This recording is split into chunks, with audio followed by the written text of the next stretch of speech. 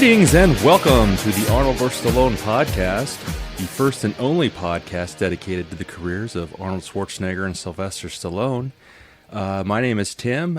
We are going to do a special episode for you today. This is our first kind of spin-off. We're kind of going to go down another branch of the tree, talk about an actor we've seen 5 movies with. Before we do that, though, I'd like to welcome my co-host, Darren. Hello, Tim. It's great to be here and dive into another movie and really break it down and have some fun. Yeah, and today we got a good one. Well, good in the way of not so good, I guess. We'll decide as we go along, but we're going to do a Carl Weathers vehicle today. We're going to discuss 1988's Action Jackson. I'm looking at the Rotten Tomato score here, and it's with the critics, it is considered rotten at 19%.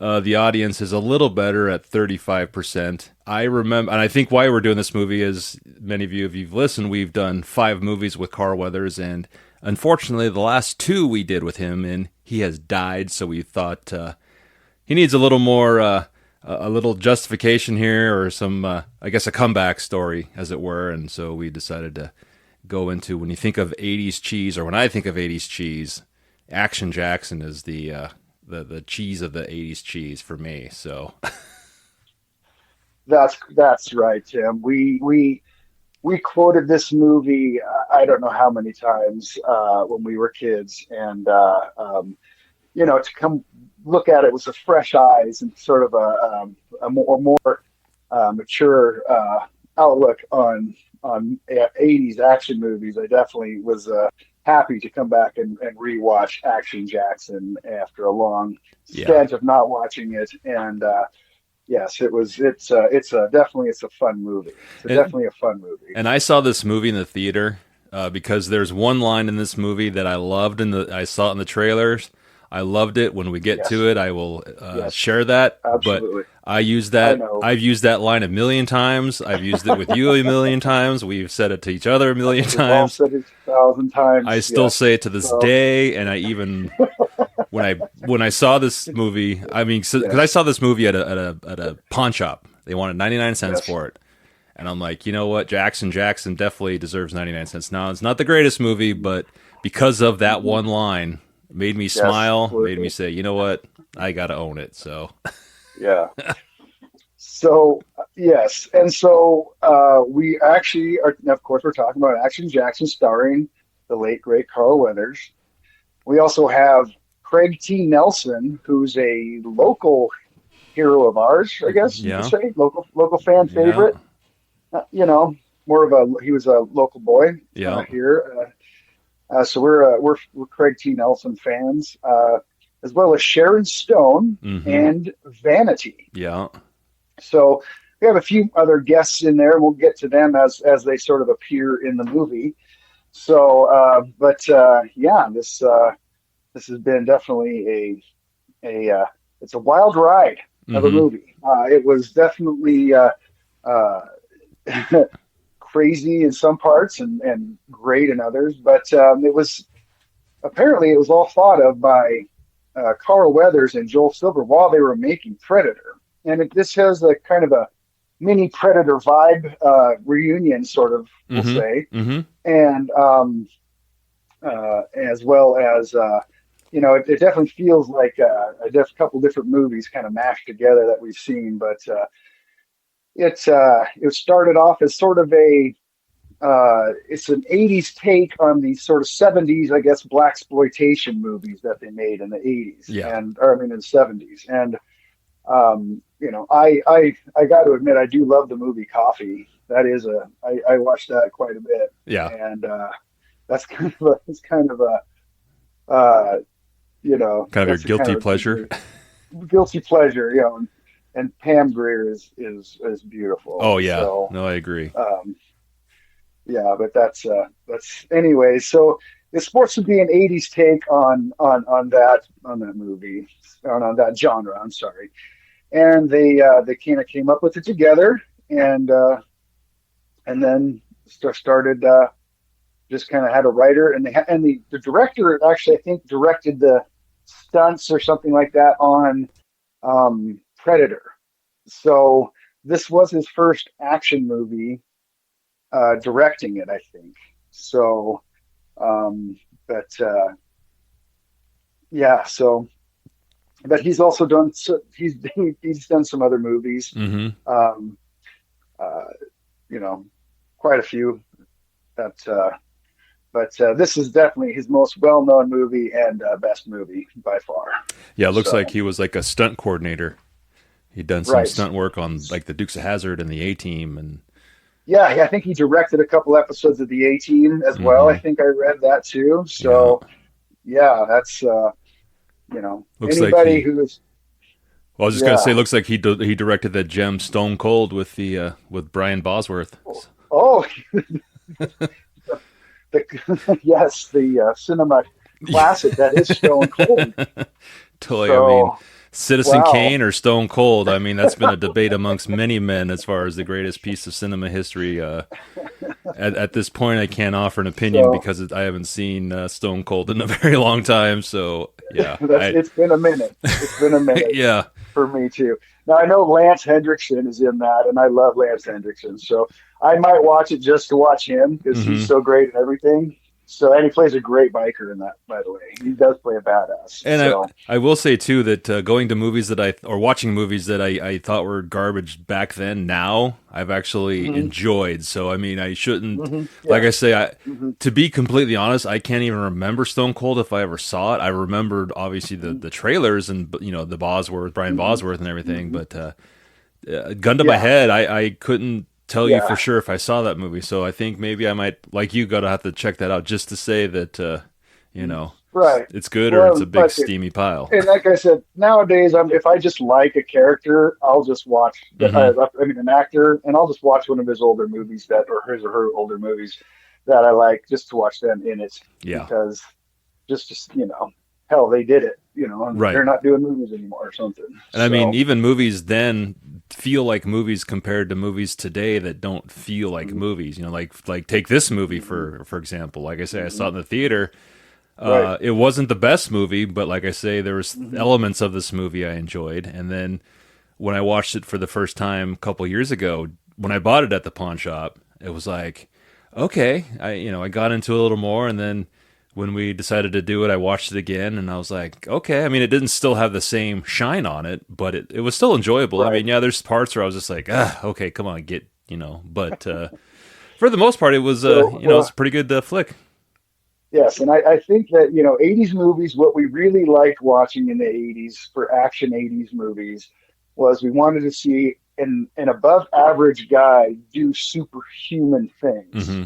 Whereas now they just want to watch a superhero do these things. We wanted to actually watch not an average guy. We want the UPS guy doing this, but we wanted like the Hmm. guy working at the 7-Eleven or something. Yeah. We wanted, because Schwarzenegger, Stallone, Carl Weathers, these are definitely almost, they're Hmm. still human, but they're like above average humans. And, you know, so we want to see them doing superhuman stuff. They can still get hurt and whatever. Right. So Yeah. that's what still gives it I Yeah. guess, the thrill, Yeah. They still have the human element So behind it, but they will go still have above a and human beyond element. to Right. get what they hmm want.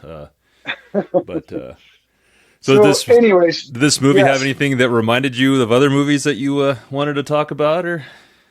yes, this movie to me was a mashup of Commando and Cobra. And I think if you had Commando and Cobra had a baby, it would get you this movie right here. Yeah, I could But agree with that definitely. um, you know, uh, definitely uh, the whole. I mean, the whole extremely complicated plot Hmm. to the to the cops, and everything else. So I just I just feel like, yeah, it was kind of an amalgamation of the two movies to me.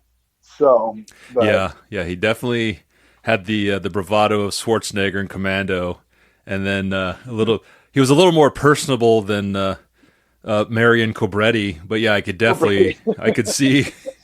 I mean, it's funny, like trying for me to formulate I guess a brief summary of how to explain this movie. It's like it's the classic policeman thorn in the side of the bad guy trying to do bad things. And Mm-hmm. it's just Mm-hmm. like I said, it took me a couple viewings to fully understand what the hell was going on. I mean, like you said, It's there's so much going on. It's just like yes, holy shit. But it's just like fun yeah, though. I mean, it's it is. It is. So it did definitely a couple of viewings, but anyways, let's get into it. So the best, sort of a weird beginning, sort of a weird start, right, of this hmm movie.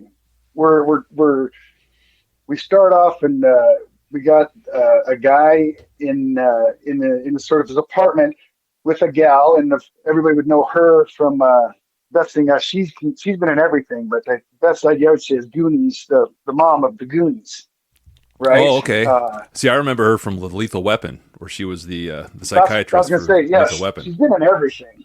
So right, that's what I was gonna say. I thought she was in Die Hard, but I think you're right. Lethal Weapon. That's what I remember, and also from. But yeah, she was the Goonies mom, and when she, it's my favorite part of the Goonies when she's yelling, "What is that?" And Chuck goes, "Oh shit, what?"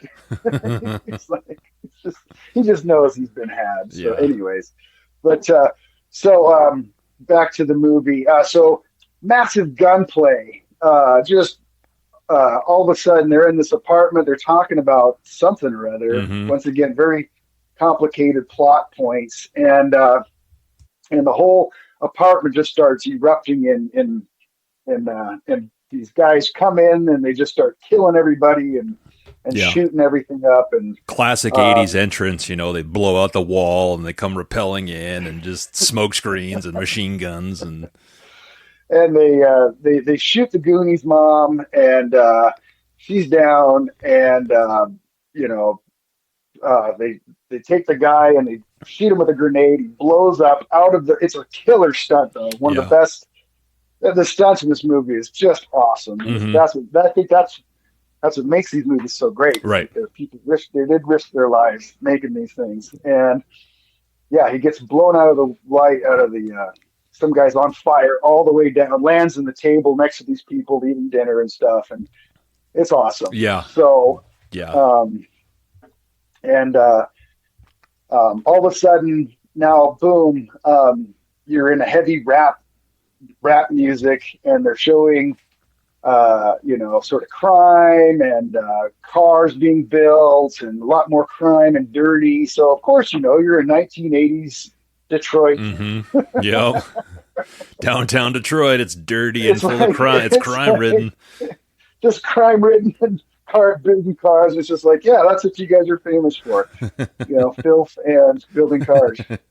So, not to bag on Detroit because I do love, you know, I love myself some Magnum. Yeah. So, yeah, so it's just, um, it's just different shots of Detroit and all this, and you get you get these different guys. You get this one guy who kind of goes out the movie and he's trying to steal and rob the whole time, and he's not really having a good chance of it. Yeah. And so it's just kind of different 80s shots that you would have of a city.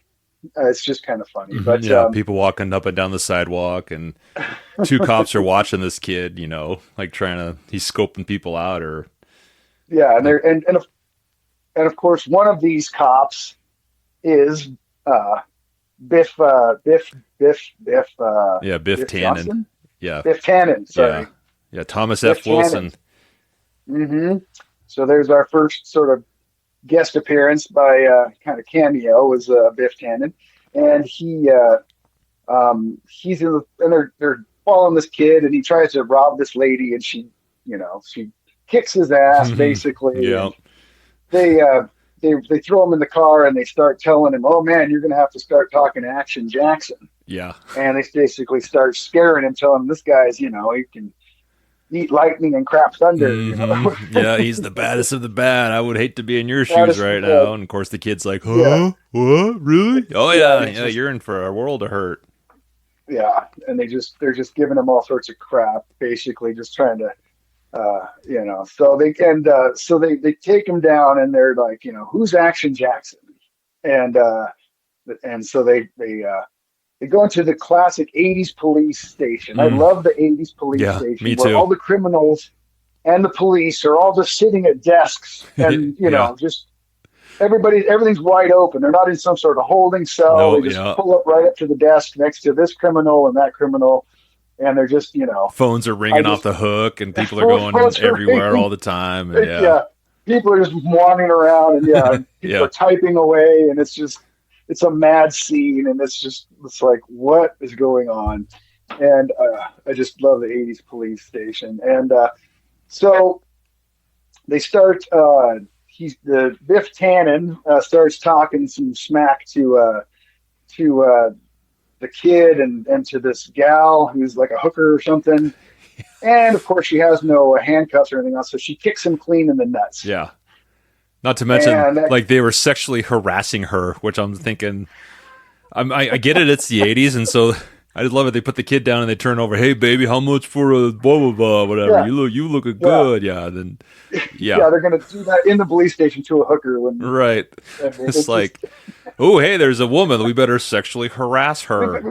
we, we don't care about our pension or our jobs at Right. all. Yeah, there's the Sarge over So there. So, yeah. yeah, no one's gonna. Yeah, so then she just clean kicks him in the nads in the middle of the shop, the middle of the station, and he goes running off, and he runs over this thing, and he uh, gets tripped over and knocks over a bunch of coffee and water. And whose desk does he land on? Yeah. He lands on Action Jackson's desk. Of course, you see the kid is like he's at eye level with the desk, and he looks at the name badge, and it says, Lieutenant Jackson, and he slowly looks up, and then Carl Weathers is just looming over him. He's just got his both hands on the desk, and just like. And again, we should mention Carl Weathers looks phenomenal. He's in phenomenal shape Yes, still for the ages. Looks, yes. I He's mean, actually probably in better shape in this than he's ever been. I yeah, think I was looking at that by the end of the movie. You're going, geez, dude, he's better in shape he was in as Apollo or frickin' yeah, uh, Predator. mm-hmm, He's just like just busting out of his shirt, and yeah, so he hilarity ensues. The kid thinks he's dead, and they arrest him, and Action Jackson doesn't kill him. right. Basically, I think the kid he's a passes nice guy. out too. Like the kid looks up Yeah, the and is kid like, passes out. Yeah, he just yeah. passes out Hilarity from ensues. fear, and comedy ensues. And so and so he's been his boss, of course, is Bill Duke. Mm-hmm. So this will be our third Bill Duke episode, I believe so. Yeah, yeah. third or Because fourth, no, I think third, let's see. third. So he did two with Commando. Schwarzenegger. Yeah, Yeah, Commando, Predator, and then this one so far. right. Yeah. So he's been on. Yeah. So Bill Duke is the captain of the police, and turns out that he's been busted down from lieutenant to sergeant in some sort of case that went wrong, and someone Mm-hmm. turned against him or something. I think he And was because he was going after Delaphane.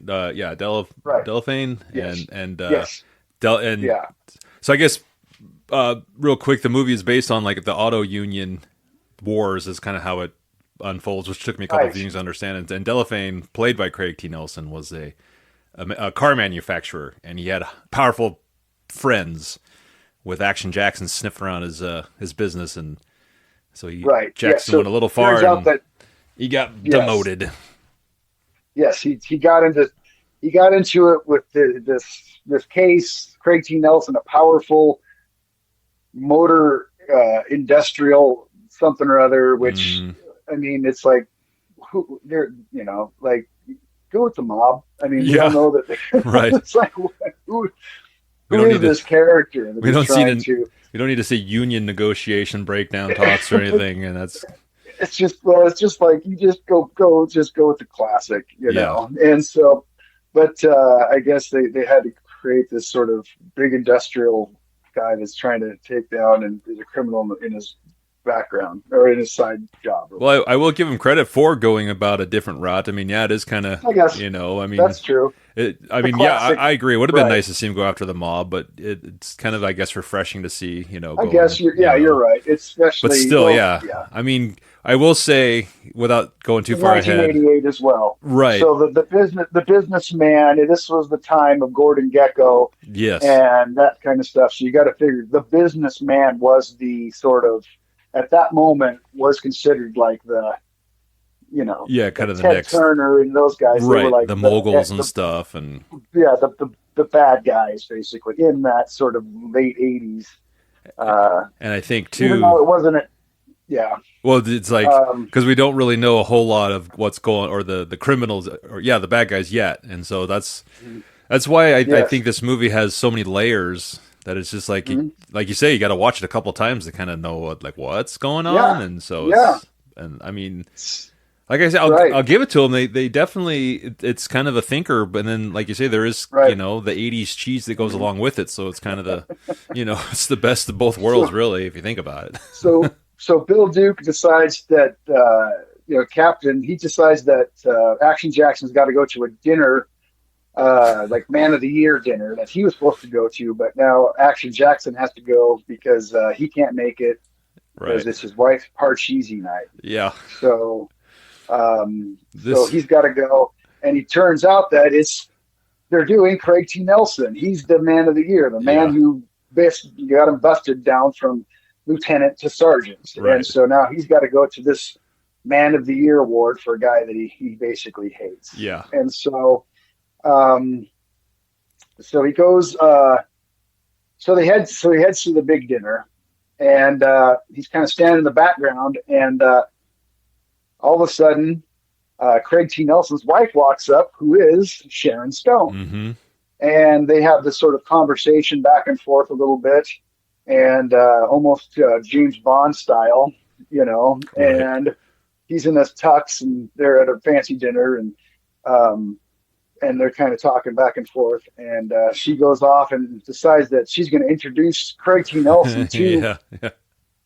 to Action Jackson, and of course they know each other because they're enemies, Yep. and they start doing a back and forth sort of a classic, almost James Bond-esque classic Yeah. sort of villain, sort of repartee, Mm-hmm. and they're sort of going back and forth at each other, and he wanders off, and but so next thing you know, there's a couple another union guys in the at on a boat, and they're Mm-hmm. just kind of hanging out.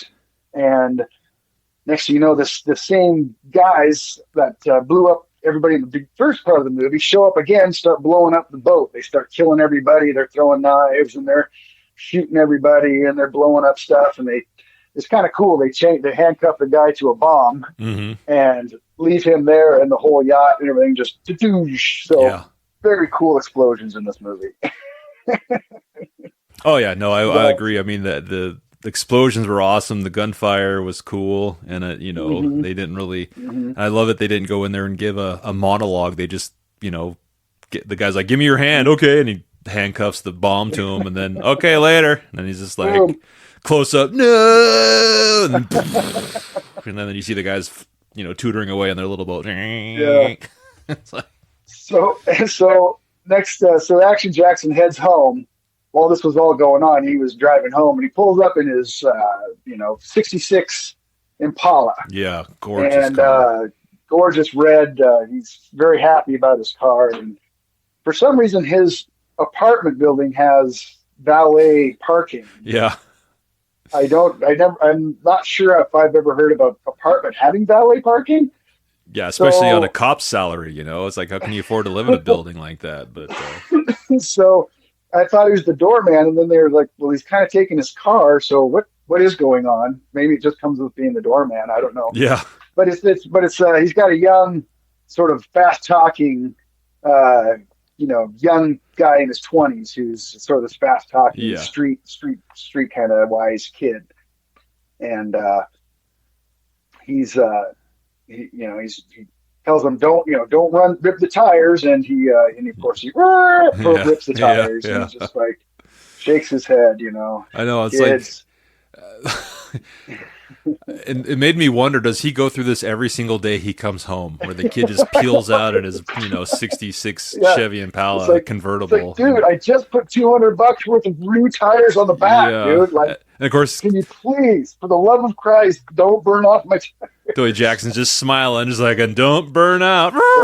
Like old kids, and I'm just like, man, I would have smacked the shit out of that kid. So there goes my tranny, dude. You're gonna make my clutch slip, you asshole. Didn't I tell you yesterday not to do this? You fucking. So anyways, he goes into the apartment, which is very Cobra-esque, by the way. His apartment is like that's got Cobretti written all over it. He's just it's just this badass apartment that anybody wishes they had when they were in their 30s or whatever, 20s or 30s. It's kind of very well, but it's like way nicer than Cobretti's. It's like way classier. Right. He's not cutting up pizza with scissors on that one. So doesn't have his gun oil in an egg carton. An egg carton in the fridge. He's higher class than that. So he gets so before he'd gotten a call from a stranger, and now he gets his second call from a stranger, and they says he's got to get down here. And apparently the guy's name's Tony, and it's paid by the great Robert Davi. Yep. So, is this our Robert Davi crossover? Do we have any other Rob? We had one. Yes. Yeah, he was in Raw Deal. He was in Raw Deal. That's what. Yes, Raw Deal. That's what I thought. I knew we had one. Mm-hmm. So we have Robert Davi crossover. Perfect. So, and apparently Robert Davi, Tony, he's crazy. He's a union guy, and he's got all this crazy stories, and he's got a gun to his head, and looks like he's been sketched out for days. Yeah. And he doesn't know and of course he's rambling. And this is where you need to watch the movie a couple times, because there's a bunch of plot points going on, and they come at you really fast. Yeah. So don't get up and get some popcorn at that moment. Yeah. it's all you're going to miss out some pretty intricate. So he talks about the union guys being knocked off and different stuff like that, and there are various plot points about how they're trying to kill them all off, and so that's what's been going on. Is the first two guys have been killed off because they were union and they weren't going along with Craig T. Nelson's sort of whatever he's trying to do. So he starts to basically he's telling them all this exposition, and then all of a sudden, boop, we break into a classic 80s music video where it's the MTV generation. We've already talked about in other reviews about how these MTV videos just basically appear out of nowhere, and you have to have her singing to Craig T. Nelson for no reason, and was there saxophone involved with this? I can't remember if there was saxophone involved. It was more just like a Paul Abdul 80s. Oh, okay, that's right. It kind of reminded me something more like that, like a Janet Jackson sort of, Yeah. And so, and so it was, so she's singing to him, and she goes, "Hey, I thought I was going to get a standing ovation," and he says, "You are." Oh, that's right. Okay, one of the creepiest freaking lines I've ever. I was like, "Coach, no." Yeah. Not to mention, he played this guy a little fucking creepy too. He's played him very creepy. I mean, he's a good bad guy. Yeah. How to give him that? Yeah, but definitely creeperson on the bad guy scale. Yeah. So, so then it goes back. So after this, it goes back to Tony, and they're still having exposition, but apparently we had to stop it for a music video. So the conversation comes back around, and they're still talking in this apartment, and finally finishes up all his exposition to Action Jackson. And so then he says, "Okay, well, I got to go. I'll be back. I'll get in touch with you. I believe you." And 2 minutes later, a very gigantic, crazy-looking Yeah. UPS guy Mm. pulls up with sunglasses on and yeah, knocks on your door and says, "I got a package for you." And the guy who's paranoid about getting killed decides, "Hey, yeah, this is legit, 100%," and Right. walks over there and starts signing the package, and apparently just gets blown away. Yeah, the guy just So shoots him right in the chest, and like, okay, well, I guess I can curb my insanity for a little. I was expecting this package, so so yes, oh yes, I do get random packages from you yeah, know just dudes that look like they they work for as a hitman yeah. all the time. So. Uh, so Craig T he's up in the he takes her up, the singer up to the boudoir, and she says another creepy line. What name two things what I've done or why I should keep you around or something. And she takes off her top. Yeah. So I mean that's like mwah, mwah. Right. So Yeah. It's like, I think this is too where we're I guess introduced the idea that this is his, I guess, side chick played by yes, Destiny. Was it Destiny or yes, for Vanity or Vanity. Yes, Vanity? Okay, one of the I knew it she's was one of those T's. right. Yeah, she was from what Prince Oh. fame or whatever. Or Hmm. no, she's Prince founder or something. Anyways, but so he gets so then he shoots her up with some heroin, of course, and then before he has his way with her, he's basically gets her strung out on heroin. Hmm. So Like a then true gentleman, really, if you think about it. I'm not going to take advantage of you here, but let me get you smacked yeah, out of your mind, and then you won't know what the hell's going on. yeah. So he winds up. So Action Jackson, um, another they find out that They find out that the first guy got killed, and they're kind of doing an investigation of this guy that just blew up at the boat, or Hmm. one of those guys. They're trying to do an investigation, and he's got all this high glossy 8x10s. And he does the classic '80s move, which I love, where he goes and interrupts him in the middle of dinner Hmm. and Yeah. throws the evidence at him in a Yeah. restaurant. And I love that. I don't know how many movies that's been in, but it's just been in every single movie where you just know where they're eating and you got to go interrupt Hmm. them right there in the middle of dinner. And at least they didn't have the maitre d' trying to stop him on this movie, but And I most of the think time the maitre d' tries to stop you. he was like having dinner with the main auto union rep, which Right, a small right, that's the guy he was in Seinfeld when he was right. the old guy that when Jerry's dad is accused of stealing the funds for the Del Boca Vista, he was one of the side guys who votes out Morty. I mean, as far as Oh, left that's right. field, but that's Yes, what I remember him that's from is awesome. that's that Right, one little right. Seinfeld that like, oh, that's that guy. Yes, But yeah, no. So in here, yeah, yes. he's the auto union rep, and him and Craig T. Nelson are enjoying a meal, and then Jackson throws down Yeah, the just gory photos right on his plate, and they go, who's this? You know exactly who that is, Delphine. But no, like I say, that's as 80s as 80s can get. I think it's those little things that you don't see in movies nowadays that you just kind of like, yeah, that for whatever cheese it was still, a nice little plot point to do something like that. So, and so Craig T's a little upset about this throwing down the pictures on his dinner plate. So he decides he's going to go back home and do some martial art fighting with his martial art, I guess, trainer or something, yeah, and just something. starts kicking the crap out of him. And this is where the movie's most in fantasy land. Hmm. But I can pretty much believe everything else, but him. This was almost reminded me of Roger Moore in Oh, Man with the Man Golden with the Gun. Golden Gun. Yeah. When he's take Mr. Bond to school, and you can see that guy hold up like three different times for Roger Moore to get up off the ground, so he could Yeah. pretend to kick his ass. So so James Liu was his martial arts sort of, but there's no way. Anyways, so he he kicks his ass and just, so basically we're showing that Craig T isn't one to be messed with. He can kick a bunch of martial art with, a bunch of ass. He's trained. So, but of course, at the same time, Sharon Stone is in the old steam room.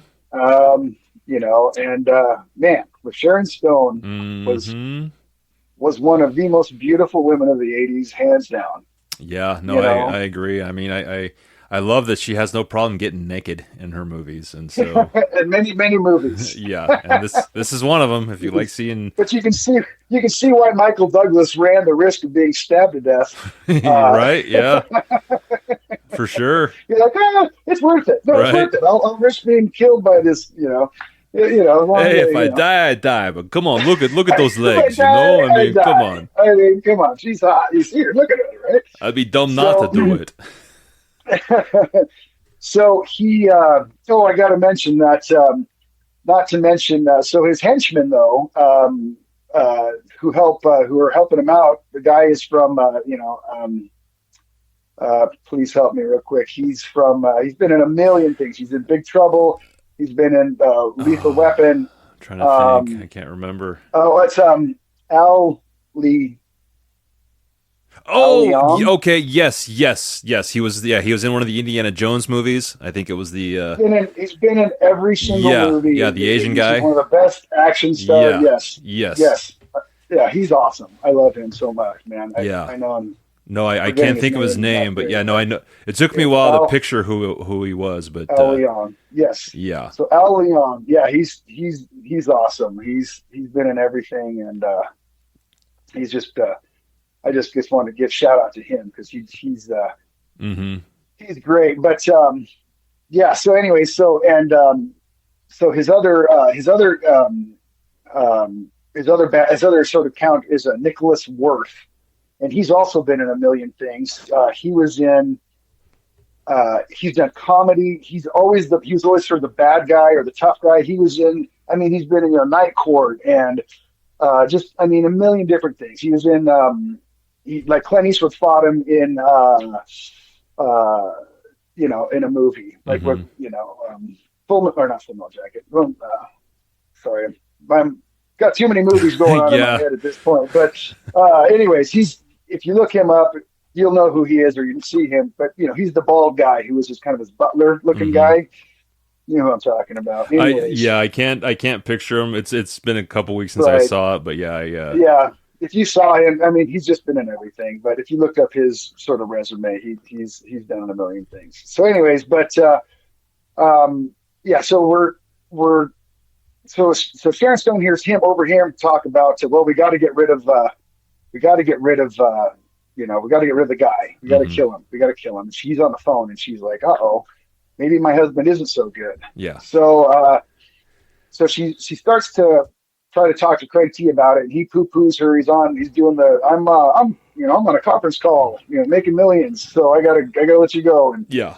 So she's got to talk to somebody about this. And at that moment, Action Jackson just pulls up to the door to talk, and she's like, "Hey, let's go to lunch together, stranger that I've never known." Right, Mr. One guy that one time I met you, remember that you hated my husband? I would love to go to lunch with you.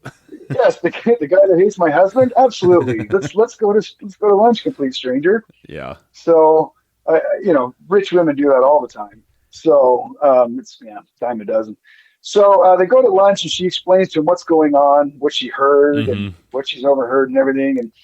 And he's like, "Oh, interesting." And he's like, "Maybe there's something to this. Well, let's talk later." And they're walking out to the car, and she goes, "Why do they call you Action Jackson?" And just at that moment, a taxi tries to run them over, and he throws her out of the way, and boom, it's on. He starts chasing after the taxi, and as far as chase scenes go, it's a pretty cool chase scene. It's not bad.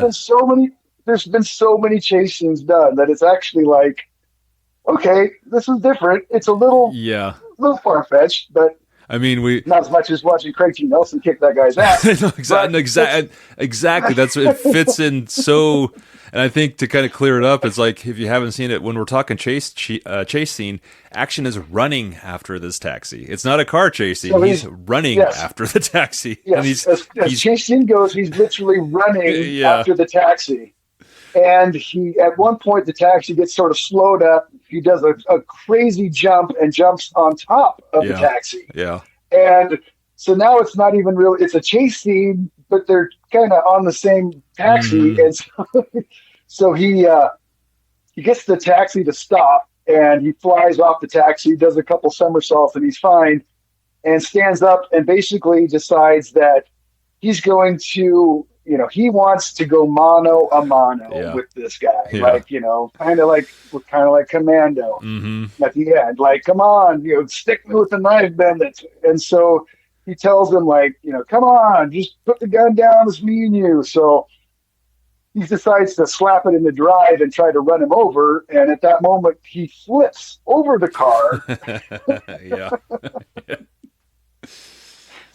Still not as ridiculous as Craig T. Nelson, but and so it just flips over the car and lands on his feet, and the car goes flying off, hits another car, flies into a building and explodes. Once again, killer explosions. Oh, and the chase scene. There's killer explosions going on because they're zipping around town and cars are smashing into each other behind them, and boom, they're exploding, and it's a killer chase scene, actually. Oh, for sure. So, I mean, ripped right out of the 80s. I mean, you couldn't have an 80s action movie without having something like this, I mean. Yeah, and the explosions make sense, they're actually cars running into each other and stuff, so it's not just out of nowhere. Right. Yeah. And so he runs to the car, and the guy's gone. Somehow he escaped, and he's ran down the street. Terminator-esque, just disappears. And so of course, Jackson heads back to the precinct where he's got, his clothes are a little ripped, and his boss just asks us, "I don't want to know, do I?" And he goes, "Nope, you don't." Classic, like, okay, there wasn't millions of dollars of property damage, but we're good. Yeah, no one died as far as I know. We're good. And so, and of course he starts doing a little more exposition, starts finding out some other stuff. And his boss, of course, at the very end yells, "Where the hell is Jackson?" It's just the classic 80s cop boss yelling, like in the Lethal Weapon or Loaded Weapon. Sorry. Yep. Which is funny because that's what that foot chase kind of reminded me was Emilio and Loaded Weapon, but. Emilio. I mean, as far as that chase scene goes, I mean, I agree that it wasn't any more absurd than Craig T. Nelson being a kung fu badass.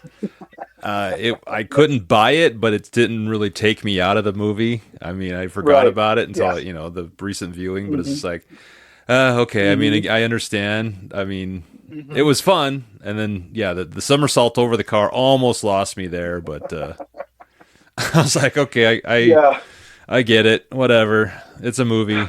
I gotcha. Craig T. Nelson, Kung Fu Master. You got me. Okay, we're good. So Craig T. he gets confronted by Sharon Stone saying, "Hey, are you a criminal?" And he's like, "Oh no, everything's cool." And she says, "Well, I let the action know what was going on, because I'm not sure." And they do the thing where they pan down the back, and he's got a gun with him. And then they kind of pan up, and then they pan back down, and the gun's gone. Uh-oh, where's the gun? Uh-oh, it's in his hand. And and he just does the classic, kisses her, and then shoots her at the same time as he's kissing her. The classic, like, boom, boom. Like a, very, very Shakespearean or something. So, but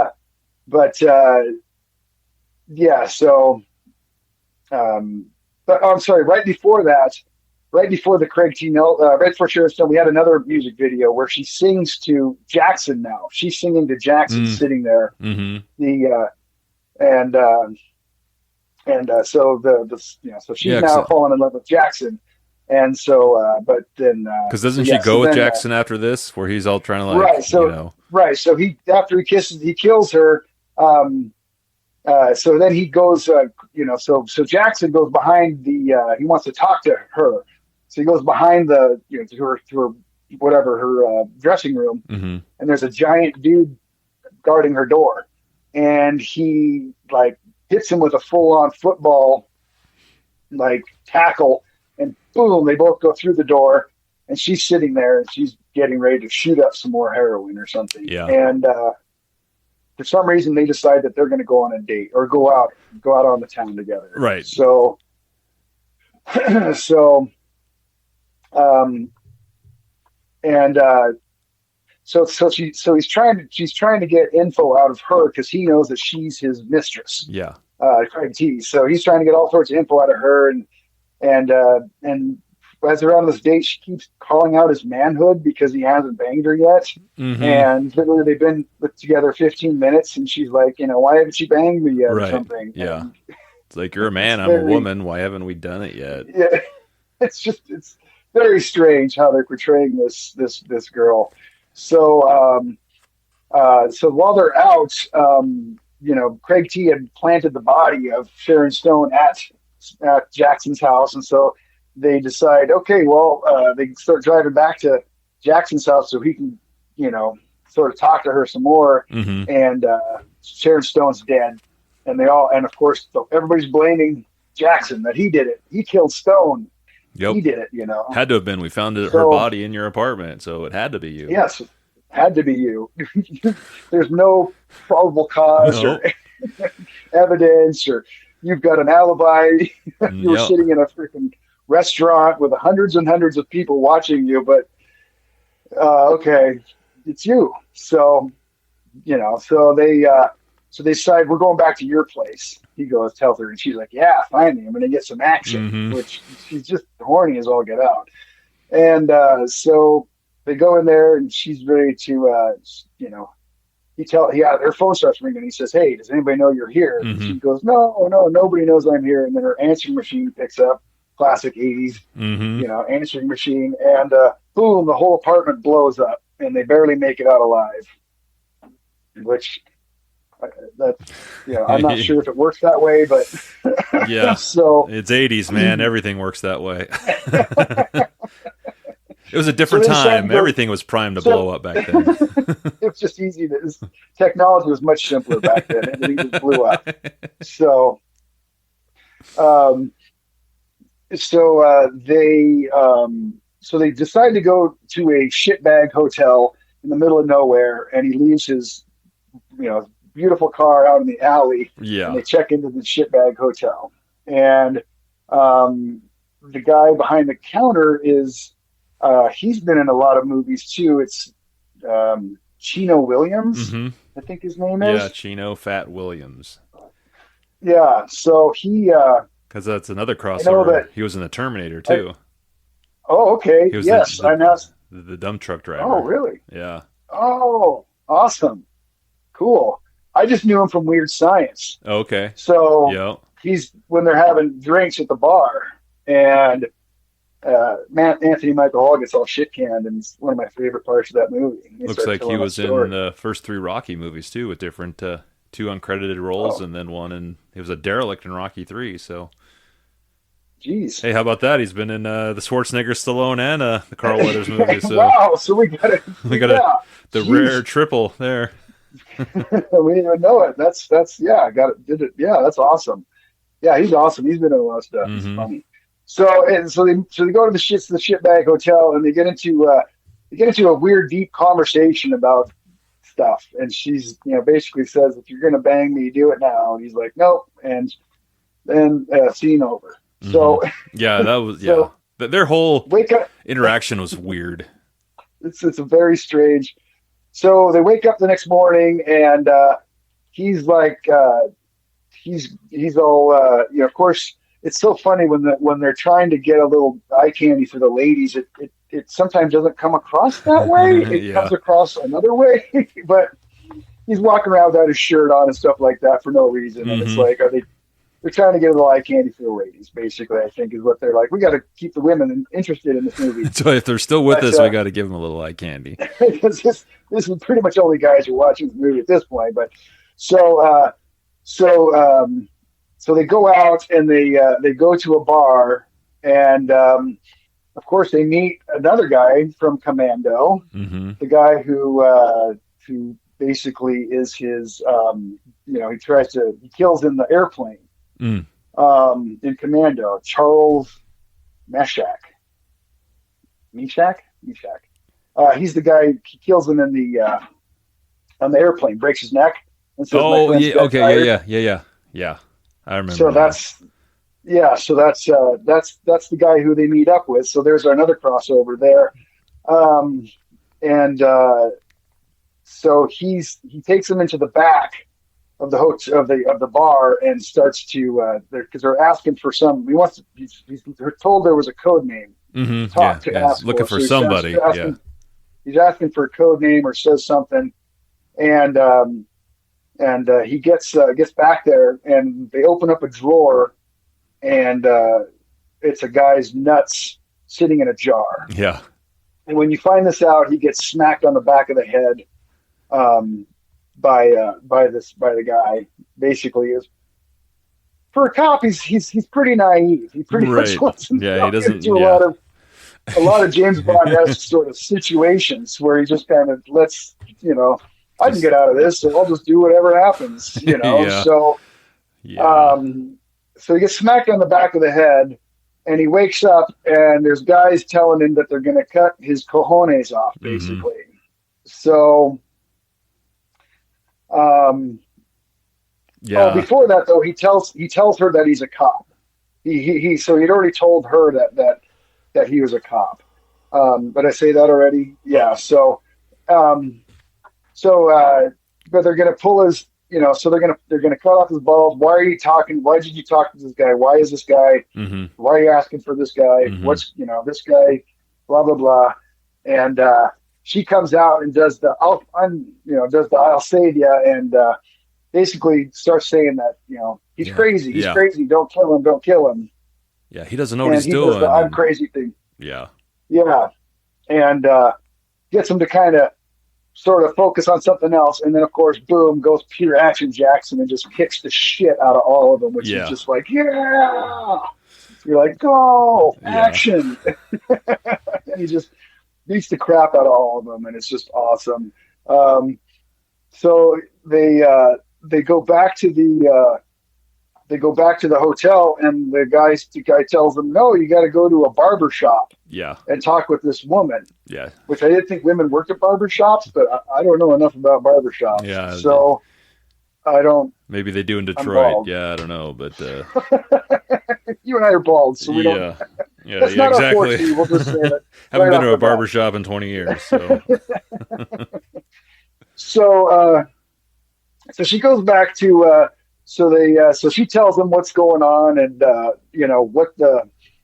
and in the meantime, the gal stayed at the hotel waiting for Action to get back. Mm-hmm. And so he finds out all this information from the barber shop, all more exposition. He goes back there, and she's not in there. And he finds out that she's up in a hotel room getting shot up with heroin. Mm-hmm. And he kicks open the door, and who is it? Yep. It's another Predator. What is it? Billy? What was his name? Billy. Yeah. Billy from Predator, who's actually Sonny. Oh, that's right. What's his last Langston. name? Sonny. Was it Sonny Langston? Yes. Sonny. Sonny Landham. Yeah. Landon. Yeah. Yeah. Who? Yeah. And so, So another Predator crossover. So, we got Billy there, and he's basically the heroine. He's getting her hooked, or he's he's the whatever. He's the Mr. Nice guy. Yeah, he's the hookup. Giving her a fix. And she pulls out a giant. He pulls out a giant knife, which I thought was awesome. Total Predator-esque, pulls out a giant knife, and they start having a fucking knife fight right there in the middle of the hotel. And I get this movie's already long, but I wish they would have extended that fight scene a little more. They should have taken it I wish they could have taken it a little further with that fight scene, because you had Billy, man, and he was you should have taken it very short scene for, and it must have been, maybe it did go on longer because it's kind of a short scene for him to be in, but Yeah. I guess I think there's a lot going on. they could have cut down the Jackson's visit to the barbershop because it was one of those where the lady Yes. knew everything about everybody and where to find Yes. everybody and just readily gave up all this information just to be like, oh, and then you're going to want to go over there and ask for Sharisa. She's not there from 9 to 4, but I tell you what, you go down the other side. I was just like, oh my God. It's just ridiculous. The amount of exposition that was laid out in that barbershop. Right. At least in Starsky and Hutch, they had to give the guy $50 or something to tell him all this shit, or tell him they're going to put him in jail unless he told them. Yeah. He wasn't even getting a haircut. He was just sitting in the chair, and she's just all blah blah blah blah blah blah blah. Just let them know everything. So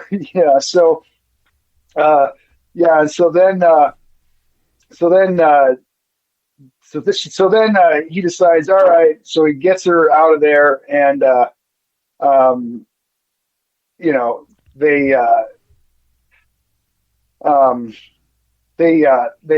so then he gets into a fight with Sonny, and they're kicking the shit out of each other, and he punches him so hard he flies out of one window and flies into the next building of the other window. That's thought that right. was pretty Yeah. cool. Yeah. I was like, that's pretty cool. I've never seen that before. Yeah. Honestly, I've never seen one guy fly out of one building into a window of another building. I was like, fuck, that's pretty cool stuff.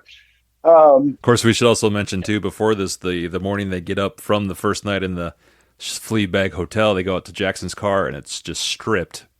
It's like, right. I'm thinking, what do you expect when you park a cherry 66 Chevy Impala in a back alley? But yeah, so it's stripped. Yes.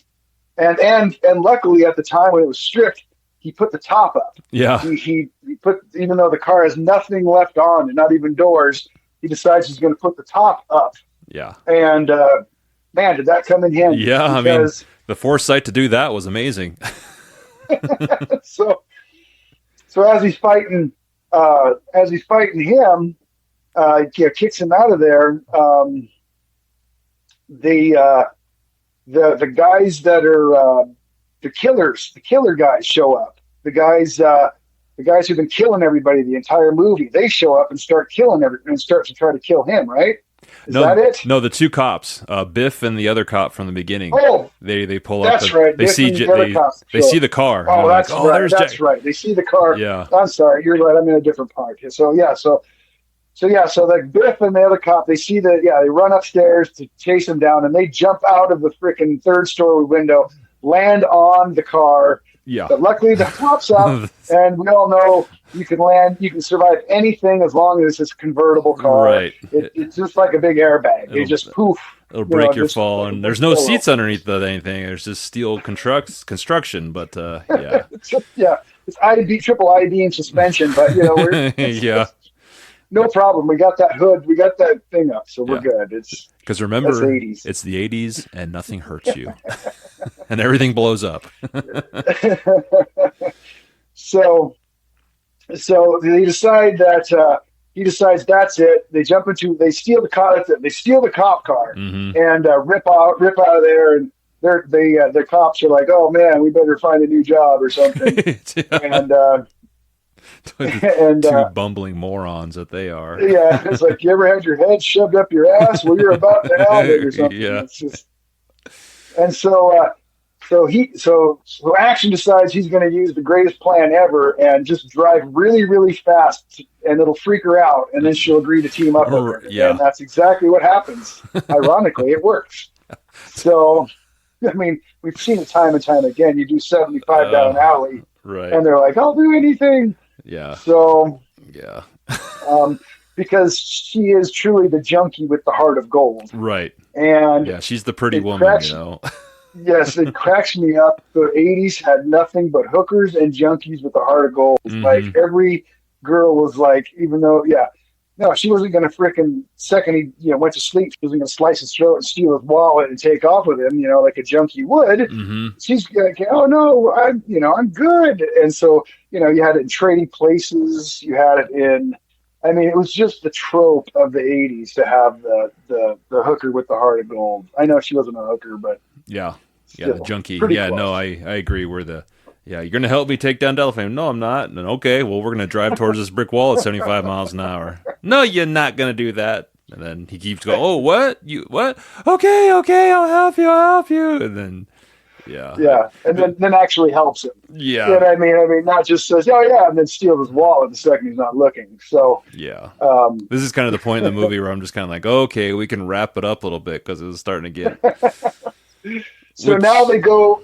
So then he convinces her to help her. So now they go into a different bar because they go to bars constantly in this movie, mm-hmm, and so go to a different bar and tell the guy, the businessman, that Craig T wants to talk to him, and got to meet him right now. So he's mm-hmm, got to jump in his car, and so they drive and they go all the way out to the classic where you meet businessmen always meet, the old abandoned giant factory. yeah, the I dilapidated mean, what factory. businessmen don't meet at the giant factory that's not securely locked by anything and doesn't have security guards and a fence up or anything like that. Just, hey, Yeah. anybody can walk around our old equipment here, machinery and stuff. No Yeah, problem. you're not So, walking into danger. I promise you. We're in the abandoned factory where nobody is here, and your and arch enemy wants to see you. Oh, okay, let me yes, just willfully go walking right okay. in there. I'm a millionaire, but I'm dumb as a has a box of rocks. Yeah. Okay. So he walks in there, and he, of course, to his surprise, it's Jackson, Hmm. and he comes down on a big chain and starts talking to him, and tells him that starts choking him out. Basically, says, "You're going to tell us what's going on," and he tells him, "Hey, they're gonna kill so and so, and you're gonna do it." And Yeah. he's like, "What? What do you mean I'm going to do it?" And he's like, "You're going to be the one who kills him." And Yeah. and all of a sudden, next thing you know, boom, those guys from before show up, and bam, take action, Jackson prisoner. Yep. And you get kind of a weird S&M thing once again. He's sitting there with his shirt off, Mm-hmm. chained to a wall. Mm-hmm. It's very like, okay, why is Yeah. his shirt off? Yeah. I don't. Yeah. Just arms I don't spread get out, it. and he's just chained, and just muscles just I pulsating, get they're trying to get a little eye candy for the ladies, but for everybody else is like, yeah. But once again, he's just ripped like an action figure. it's like I wonder And if Carl Weathers is like, I've been working out really hard for this movie, so yeah, why don't we do a couple Jesus Christ, scenes without my shirt? I'm hardly shirtless in this movie. Can we squeeze in right. one more scene? It's like you don't know how many hours I spent on that fucking like- press to get like this, dude. You know Like, how long I sleep. ran up and down that stupid beach with a Rocky? Come on, man. Let's showcase this shit. Come on, man. I did 1,000 laps. So yeah, so so they got him as prisoner, and they got him. That they fire up this torch, and they start pushing this torch towards him, and they're going to burn his face. Mm-hmm. And well, at first, Craig T. Nelson drops all the exposition of what's going on. Yeah, just Classic Bond style. right. Just gives them the monologue. This is what I'm going to do, and this is how I'm going to do it. And Do. there's nothing Yep, you can do about it. And, Yeah, but now I'm going to leave you with my 3 idiot henchmen who are going to torture you, and I'm going to leave. So Those adios. Everything will go to plan. I'm sure nothing will go wrong, and I will just merely just go, and everything will work out as I thought. it makes me appreciate the Austin Powers that much more when Yes. he's like, "You're not even going to Totally, watch him dude. die." No, I'm going to assume my plan goes to fruition. What's the matter with you?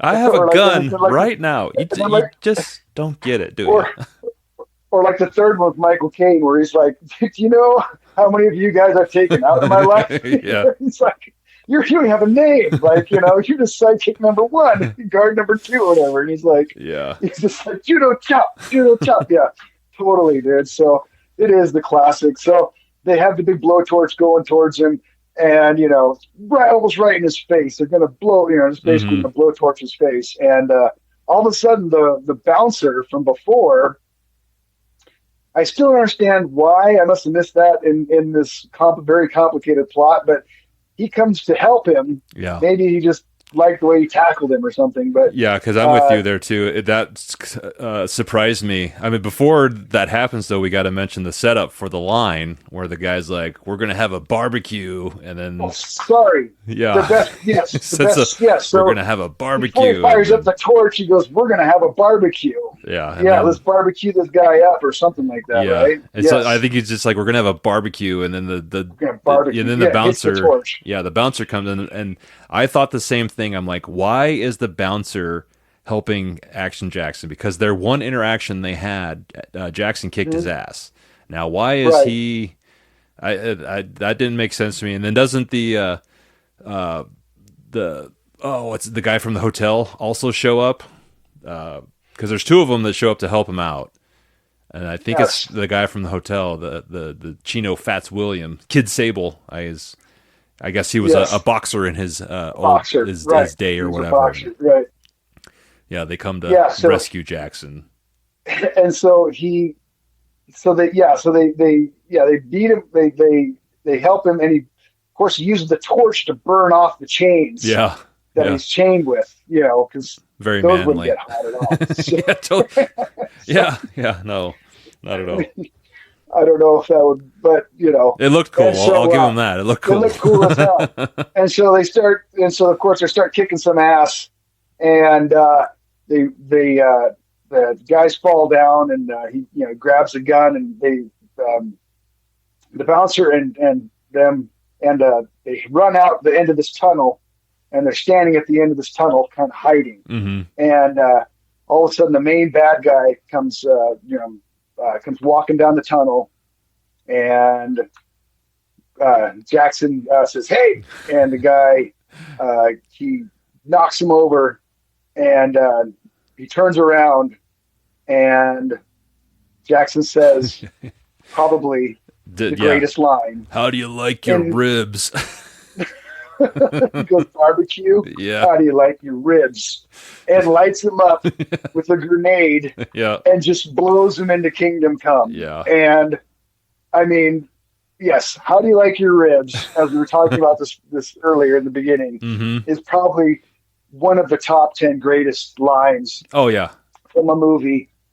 I mean, it's up there.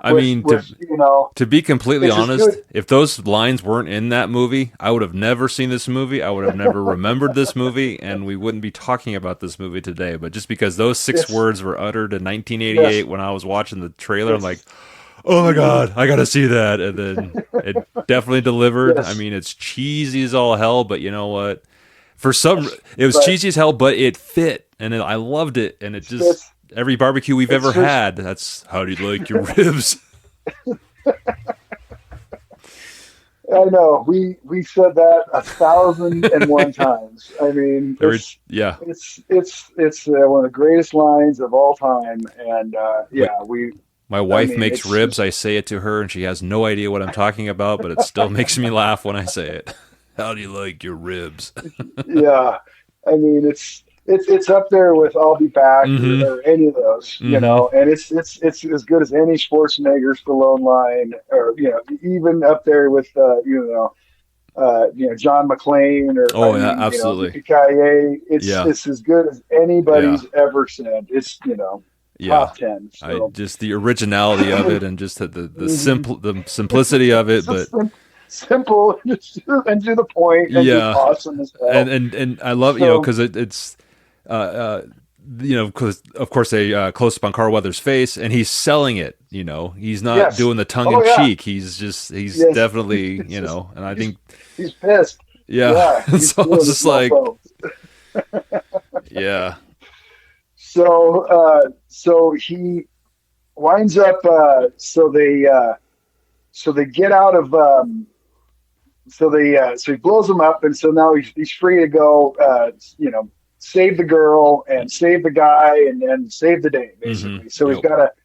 So he rips home, and he gets his tuxedo on again, and heads back over and to the party, and he finds the sniper in in the bushes, the guy, he's dressed just, like Craig T said, he's dressed just like like Jackson. And they're gonna, and see what they were gonna do is they were gonna burn Jackson alive. So then it's just his skeleton would be in the car, and very Fletch-esque. Right. So just your dental records and whatever's left, and bone structure, same bone structure. So they were gonna kill Jackson. So he finds out the guy is dressed like him, and he does he does something pretty cool. He electrocutes him with some Christmas lights or something. Yeah. So, he sort of whips it out and then shoots something, and it gets wrapped around the guy. And well, what's funny too is before this, he's able to convince all the police officers that are looking for him for the murder of Craig T's wife, and he convinces them that this is what's really going to happen. So they accompany him to this party. And so they're looking for, and then like you say, Jackson looks up in the tree, sees the guy, and he like takes a string of Christmas lights and like throws it at him, and then shoots it or something, or shoots it. What? It wraps around the guy's throat and electrocutes him and kills him. So then he's got to save the girl, because Craig T's got her up in the old boudoir, and he's gonna overdose her with heroin, so that they're both found together, and nice little package. So he jumps in his knockoff Ferrari Testarossa that was a Ford Fiero, or a Fiero, not Ford Fiero, sorry, a Fiero, made to look like a Ferrari, but anyways, it's just fun, sort of fun fact, and they rip in there. Driving around the house. Very cool. Very cool scene, though. Ripping through the house, kills the butler guy, runs him over, drives upstairs, comes through the wall. Through the, and just badass, sort of just rips it up. And of course now they've got to get into the. So they got the guns and. Oh no, he's got a gun. Yeah. And he says, she shoot him. Well, he wants to go mano again. Right. Basically, he wants to fight me like a man. He wants to fight me like a man. So him and Craig T have this sort of badass sort of kung fu sort of martial arts fight off, and they're kicking each other's ass. But Craig T seems to be getting the better of him, and until at the very end. He goes, "Now you piss me off." Yeah. it's I just love it. He just goes, "Now you piss me off." Yeah. And all of a sudden the fight music hits, and he's got like a theme song, and it's just like, it's very, very Shaft, and so all of a sudden he just comes back and he's just boom, boom, just boom, landing boom, punches and landing left and right. And, he's kicking his ass, and he makes a move for his gun, and Action runs for his gun, and they both bang, at the same time, and boom, Craig T falls over dead, and she comes running over. "Oh, I thought you were shot. Yeah. And he goes, "I was." And he opens up his shirt. He's just shot in the arm. Luckily, guys just get shot in the arm. It's just nothing. Right. That's walk that off. Yeah, he'll be back at work on Monday. We're no problem. And so, of course, right after that, boom, in comes all the cops and his captain and everybody else come ripping through just at that moment and go, "Oh yeah, well, you know what? We're going to promote you back to lieutenant," or something like that. Yep. Yeah. And then Biff's like, "Lieutenant," and gives him the big thumbs up. It's like, okay, I'm convinced that he was supposed to be the comic relief. I think he was. Yeah, they hired him to be the comic relief, and so he's sitting there bleeding out, and they're and then of course but he's not bleeding out enough that he can't start making out with the chick. So they start smooching it out pretty good right there, and I think that's it. I think it is, right? Yeah. It kind of fades to black from there, goes into the, which again, another, the tropes of the times is you just met this woman 2 days ago, and now you're already, sucking face with her. Once again, you have to hook up with whether it was Commando or Cobra was the well, same way. Cobra, Yeah. yeah, it was just, yeah, like, well, she's hot, and yeah, I So gotta hook up with her. It's I like, might as well. where's your She's practically girlfriend? giving it to You me. know, So don't you, yeah, yeah, and then this guy's married, like, right. you know, and that's how I met your mother. You're right. Yeah, yeah.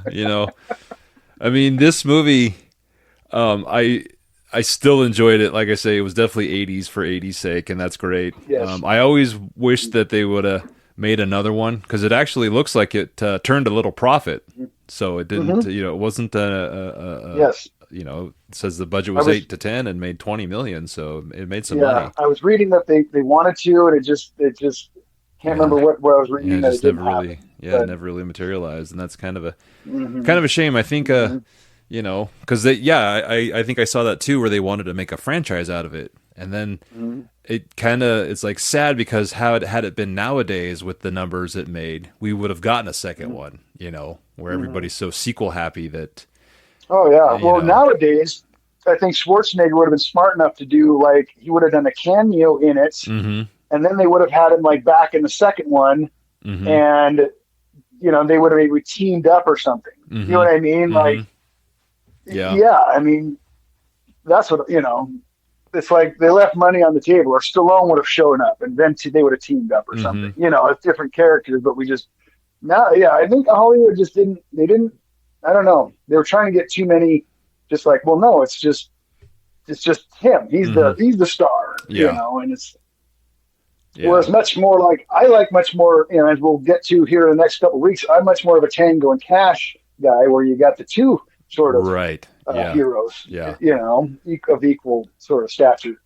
So, Yeah, no, I will uh, always kind of, as far as Carl Weathers goes, I wish he would have had a more illustrious hmm career, like been in more hmm things, because I've always hmm enjoyed, because he had yes. a syndicated TV show that I always remember watching, Street Justice, I So, think it was, or, right.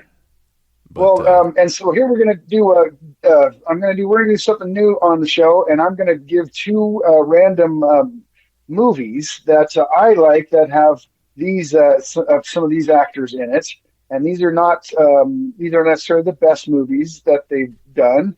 These are just more like obscure movies that I like that are more of like, let's say, like the B side of the album. You flip mm-hmm, the album over, you got the B side, and these are more B-sided movies that maybe not everybody's heard of because we all know that Carl Weathers was in Happy Gilmore, mm-hmm, and things like that. yeah, But um, these are little known movies that maybe everybody doesn't know. And one of my favorite movies is Force 10 from Navarone. mm-hmm, And that's got, of course, Robert Shaw from Jaws, and it's got Harrison Ford mm, as in between before Indiana but after Han Solo, so okay, sort of in the uh-huh, middle there. yeah, It's sort of a part. It is supposed to be kind of a part two of Guns of Navarone.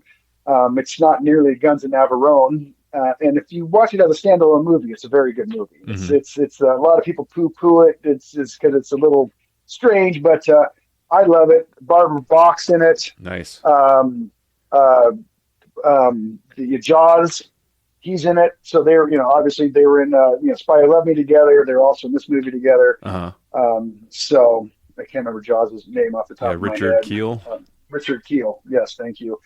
Um, so that's one that I like to check out for that. And the next one is Death Hunt with uh, it's got with Charles Bronson, Charles Bronson and Lee Marvin. okay, So it's kind of based on a semi-true story. This one's made up, but it's based upon a true story that kind of happened in Canada. And of course, Carl Weathers is a Mountie, and Lee Marvin's a Mountie, and they're after Charles Bronson. yeah, So it's just a fun kind of a weird '70s movie, '80s movie.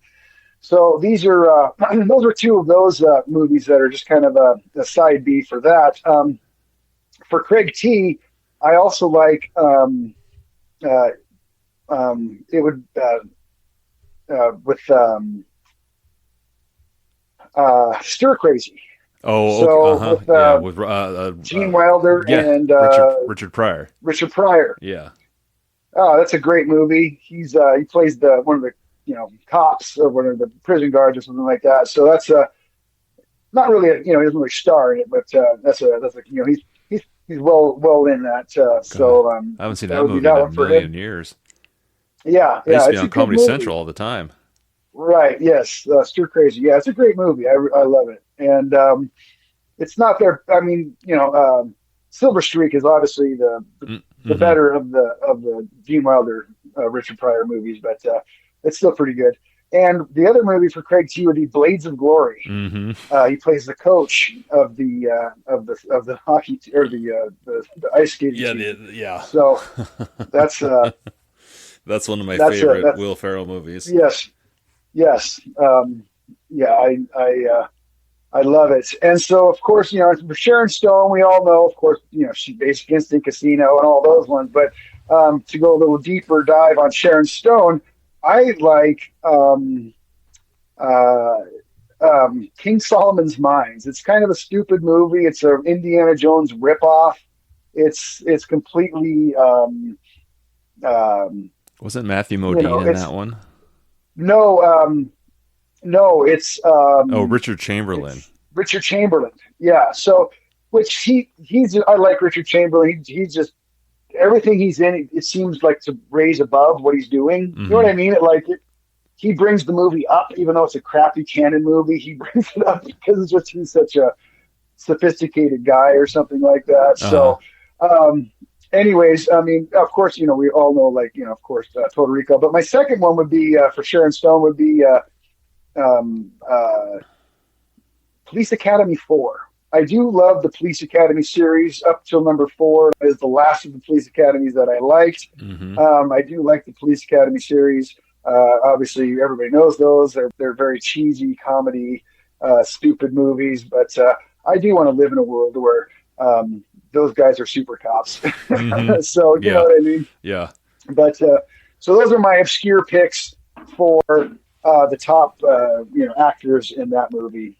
So watch them if you want. If not, hey, no Yeah. big deal. Check them out and let us know what you think. You can email us at arnoldorstallone@gmail.com. And yeah, I think we're going What to do you do think of a new segment. Those are going to be Darren's picks. So and if you think of and you can think of other picks that you prefer better, just let us know. Let us know what your obscure picks for these actors would be. yeah. So And those are mine. it's funny because I was thinking of the I guess the people that have shown up in Stallone and Schwarzenegger, and now with this one, granted we had the Fats Williams. There was that other one I can't remember off the top of my head, but then Sharon Stone also. Yes. Yeah. But that's in the Well, yeah, future, and I was she's gonna kind of she'll be in a Stallone and a be in another one Schwarzenegger, very and soon. Exactly. in the not She'll too be here near coming up future. soon. So That's it. Yeah. yeah, so that was Action Absolutely. Jackson. So like I say, I've always enjoyed it. It's nice, funny little trip in or a memory lane. Like I say, you can't go wrong with How Do You Like Your Ribs. That's just it's always going to be my favorite. But yeah, so like I say, we wanted to do something a little off the beaten path, kind of take a break from the the normal topics we discuss. But in our next episode, we're going to get right back into the Arnold or Stallone discussion with 1987's Over the Top with Stallone. And then on the Schwarzenegger side, it's going to be Red Heat from 1988. So we're actually getting pretty close to when their movies are chronologically, coming out relatively Right. close to one another. So Sure. that's Yeah. and I remember I have not ever seen Red Heat. I can honestly say I have never seen that movie. I ended up buying it. I'm excited to watch it. I mean, I will say I'm not a Jim Belushi fan. I've never been a Jim Belushi fan. And so I'm hoping that I don't know. I guess to finish up my thought, I'm hoping Stallone or Schwarzenegger kind of drowns out the Jim Belushi factor. But Yes. like I Yeah. said, It's- when we get there, I'll think about it. There's probably a reason there was only one time Mhm. pairing of those two. Yeah. But we'll see. We'll see. Yeah. But So, and anyways, yes, that was Action Jackson, and yeah, I both two thumbs up. And if you just want to have a fun ride, just go and watch it. And you might have to watch it 2 or 3 times, like we said, to really catch it, to really understand what's going on. If you want to know what the plot is, but if you just want to have some fun and blowing stuff up and don't really care about the plot, yeah, that too. Yeah, nice, good 80s movie, or an 80s action movie with Carl Weathers and Craig T. Nelson. I highly recommend this one. And like I said, you get to see Sharon Stone naked a couple times. So I believe if you pay close attention, you can see a little fur. But hey, that's just we'll just leave. I'll just drop that right there and walk away. So until next time, I am Tim, and I'm Darren. Catch you next time, and thanks for checking us out.